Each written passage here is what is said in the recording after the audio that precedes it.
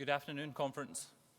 It saddens me that it is on this subject that I am a first-time speaker, but the situation is dire. Today's emergency motion calls for Conference to stand in solidarity with the citizens of Kashmir, who have been placed in a communications blockade and are under curfew. Now in its third month, the situation is becoming rapidly more concerning. A similar motion was passed recently at the Labour Party conference, and I'd like to echo the words of Naz Shah MP for Bradford West. Over 70 years have passed, UN resolutions denied, self-determination sidelined, tens of thousands murdered, political activists tortured, and now the Indian government has revoked Article 370 and placed a siege on the people of Kashmir. 3 months have passed on a complete lockdown on the region. There is no communication with the outside world.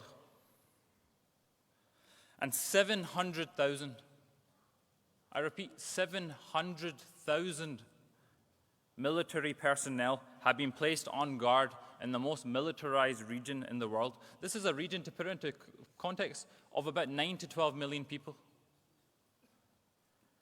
Barbed wires are covering the cities.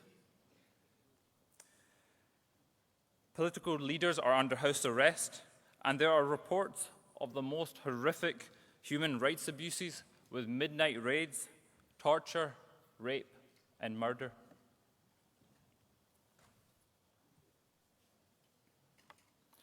The path to genocide in Kashmir is opening up, and the world remains silent.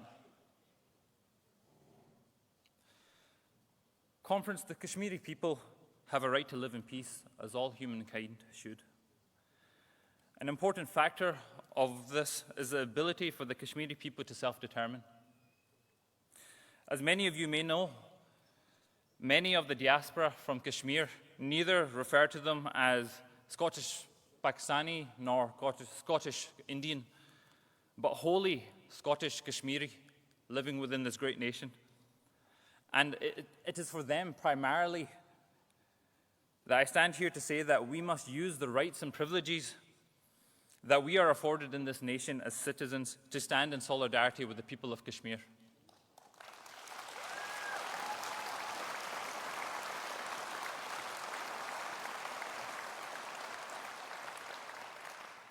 A free and fair referendum should be carried out for the people of Kashmir to decide their future. Democracy must be upheld, Conference, for if democracy is not universal and nations of people are left to be oppressed, whilst we stay silent on the sidelines, we are all at fault. Today's emergency motion calls for Conference to stand in solidarity with the citizens of Kashmir and calls on the international community to condemn the treatment of citizens living in Kashmir. I hope today you will choose to stand in solidarity with the people of Kashmir and support this emergency motion. Thank you very much for your time.